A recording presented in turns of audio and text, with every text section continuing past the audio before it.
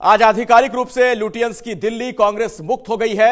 आजादी के 70 साल बाद यह पहला मौका आया है जब देश के तीनों सबसे बड़े संवैधानिक पदों पर कांग्रेस का कोई नेता नहीं रह गया है। नरेंद्र मोदी पहले से ही पीएम हैं। पिछले महीने आरएसएस की पृष्ठभूमि वाले बीजेपी के नेता रामनाथ कोविंद देश के प्रथम नागरिक यानी राष्ट्रपति बने। अब आज उपराष्ट्रपति के लिए दिन में वोटिंग हुई और शाम को वेंकैया नायडू विजेता घोषित हो गए। वेंकैया भी आरएसएस की पृष्ठभूमि से आते हैं।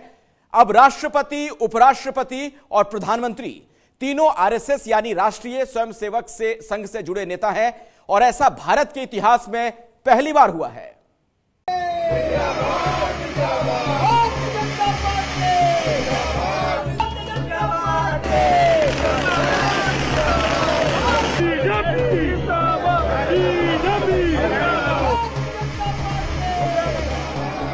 वेंकैया नायडू की जीत के साथ ही दिल्ली से लेकर उनके घर आंध्र प्रदेश के नेल्लौर तक जश्न मनने लगा।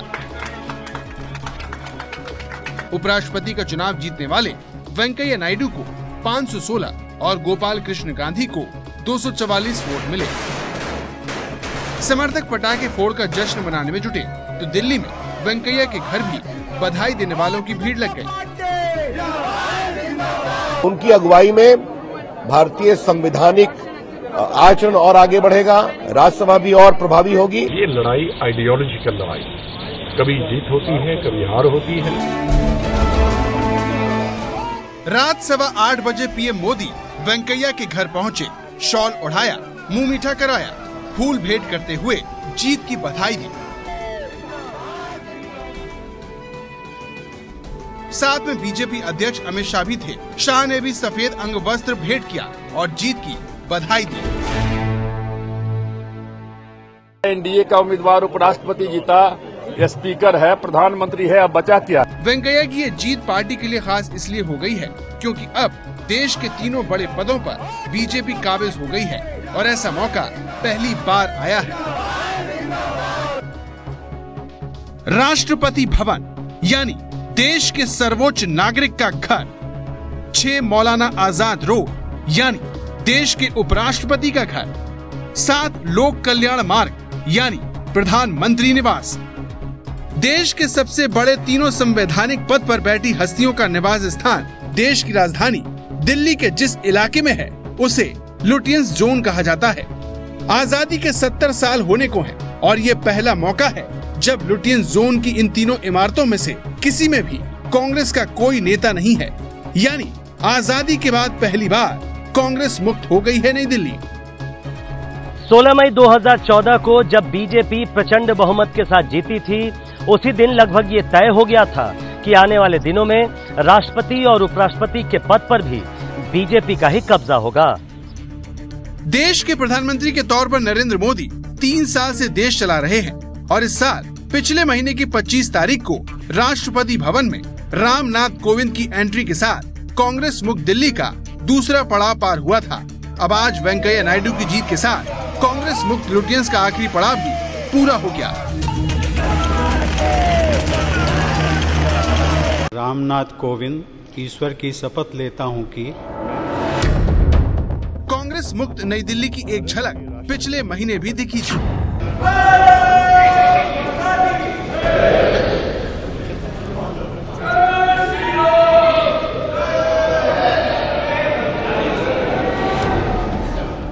ये तस्वीरें संसद भवन की हैं, जब भारत माता की जय और जय श्री राम के नारे रामनाथ कोविंद के राष्ट्रपति बनने के फौरन बाद लगे थे। संघ की विचारधारा से जुड़े रामनाथ कोविंद के राष्ट्रपति बनते ही कांग्रेस मुक्त भारत का संकल्प लेकर राजनीति में उतरी मोदी शाह की जोड़ी ने अहम पड़ाव पार किया था। गैर कांग्रेसी होने से भी बड़ी बात यह है कि राष्ट्रपति, प्रधानमंत्री और उपराष्ट्रपति संघ की पृष्ठभूमि से आते हैं। प्रधानमंत्री नरेंद्र मोदी आरएसएस के प्रचारक रह चुके हैं। राष्ट्रपति रामनाथ कोविंद का आरएसएस से जुड़ाव पुराना है और उपराष्ट्रपति वेंकैया नायडू भी 5 दशक पहले एबीवीपी और आरएसएस से जुड़े थे। लोग पहले कहते थे Congress by nature ruling party है और Bhajpa by nature opposition party है। तो उस परसेप्शन को तोड़ना और भाजपा अपने दम पर एक रूलिंग पार्टी बनकर उभर कर आ रही है। देश के तीनों प्रमुख पदों के कांग्रेस मुक्त होने का पहला असर तो मोदी सरकार के फैसलों पर दिखाई पड़ सकता है। जटिल समझे जाने वाले मुद्दों समान नागरिक संहिता, अनुच्छेद 370 और राम मंदिर जैसे बीजेपी और संघ परिवार के वैचारिक विषयों को अब बीजेपी से ज्यादा समाधान कराने की उम्मीद होगी। निश्चित तौर पर अब जबकि महत्वपूर्ण पदों पर बीजेपी पूरी तरीके से काबिज हो चुकी है, तो इन विचारधारा से जुड़े मुद्दों से भागना उसके लिए आसान नहीं। तीनों मतलब सबसे बड़ी जो पोस्ट है उसमें संघ परिवार है, तो आपके जो कॉन्स्टिट्यूएंसी और फॉलोअर, समर्थक, वेल विशर, उनमें आपका जो एक्सपेक्टेशन है उसके आधार पर कुछ ना कुछ रोड मैप एक दिखाने का कोशिश अभी संभव होगा, जो इतने दिन संभव नहीं हुआ। देश में इस वक्त 68% आबादी पर बीजेपी और उसके सहयोगियों की सरकार है। 11 राज्यों में बीजेपी अकेले सत्ता पर काबिज है, जबकि महाराष्ट्र और गोवा में गठबंधन में बड़ी पार्टी है।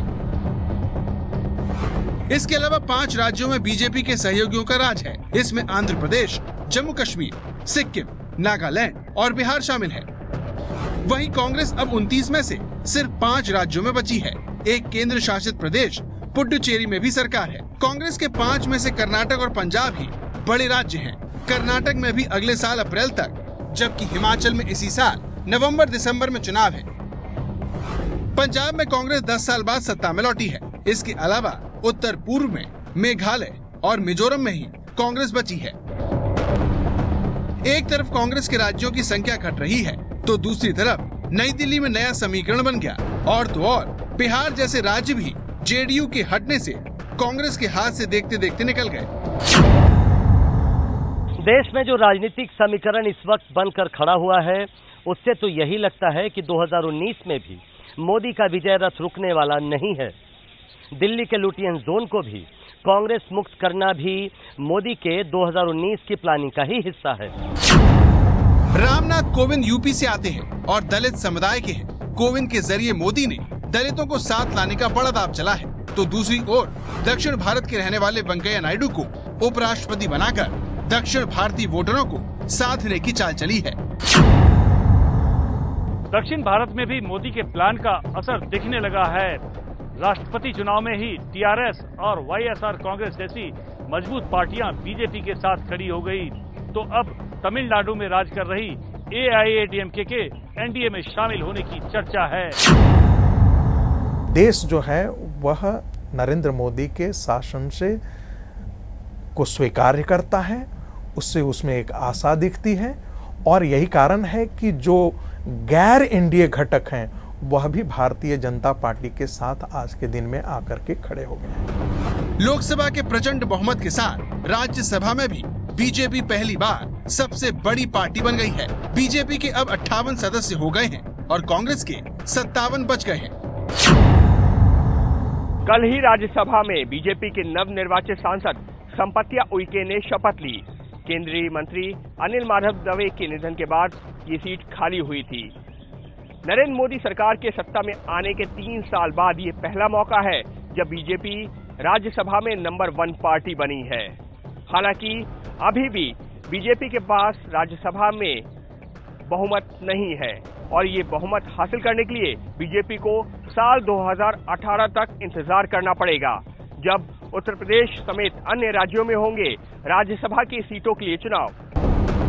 2019 में वापसी के मंसूबे पाल रही कांग्रेस का ताजा टेस्ट इसी साल के आखिर में होना है, जब 22 साल से सत्ता से दूर गुजरात में कांग्रेस वापसी की उम्मीद पाले है, तो हिमाचल प्रदेश में कुर्सी बचाने की जद्दोजहद है। अगर अमित शाह इन दोनों राज्यों में बीजेपी को विजय की दहलीज पर ले जाने में कामयाब रहते हैं, तो कांग्रेस का बचा खोचा मनोबल भी टूट जाएगा। सत्ता के केंद्र माने जाने वाले लुटियंस जोन के हाथ से निकल जाने के बाद अब कांग्रेस के लिए मनोबल बचाए रखना ही फिलहाल बड़ी चुनौती है।